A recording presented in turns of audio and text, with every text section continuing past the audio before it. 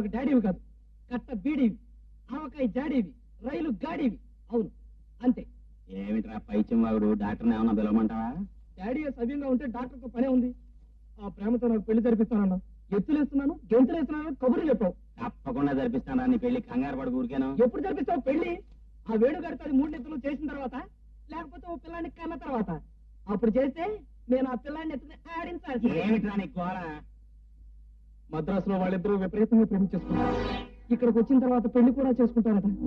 అప్పుడు మనం పెళ్లిలో బ్యాండ్ వాయించాల్సిందే, బ్యాండ్. ఏమిటి ప్రేమ ఆలోచిస్తున్నావు? ఏమండి, మా నాన్నగారితో నిన్ను పెళ్లి చేసుకోబోతున్నప్పుడు చెప్పాను. అంటే ఆయన కోపం వచ్చి ఆ విధాని, ఆ సుంఠిని, ఆ సన్యాసిని, ఆ జోకర్ని చేసుకుంటే నీకు ఇంట్లో స్థానం లేదు అన్నాడు. అలా అన్నాడా? ముసలి నక్క. అయితే నువ్వు నా దగ్గరకు వచ్చి వచ్చేస్తాననుకో, కానీ మనం బ్రతికేదలా? మీ నాన్న మన ఖర్చుకి రోజుకొక ముష్టి రూపాయి ఇస్తాడు. 1 లీటర్ పెట్రోల్ పోసి ఒక డొక్క హెరాల్డ్ ఇచ్చి ఊరంతా తిరగమంటాడు. మనం గోతులో కూర్చున్నట్టు దారిలో కూర్చుని ముష్టి దంపతుల్లాగా మనం ఊరంతా తిరిగామనుకో, మన ఫ్రెండ్స్ ఎవరైనా చూసారనుకో, నీకు అసలు విషయం తెలీదా? ఏంటి మా దగ్గర బోల్డ్ అంత డబ్బు ఉంది. ఈ విషయం ఎవరికీ తెలియదు. అంత డబ్బు ఎక్కడుంటుంది? నువ్వు చెప్పేవన్నీ అబద్ధాలే.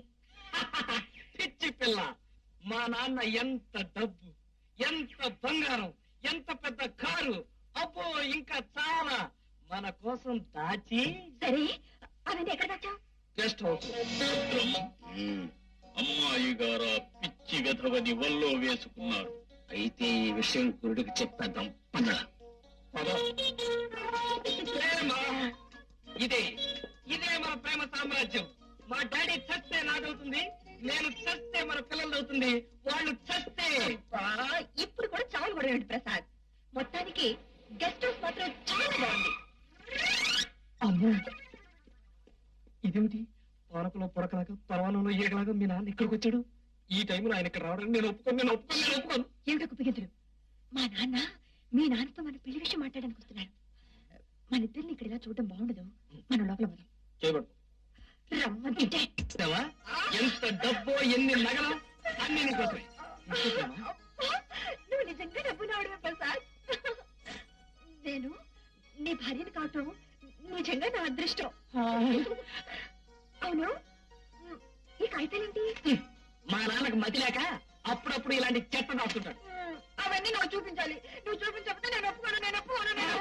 కట్టించుకో. నన్ను జల్లగొట్టిన ప్రేమ తీసుకెళ్ళిపోతే నేను ఒప్పుకోను. For more updates, like, comment, subscribe to our channel.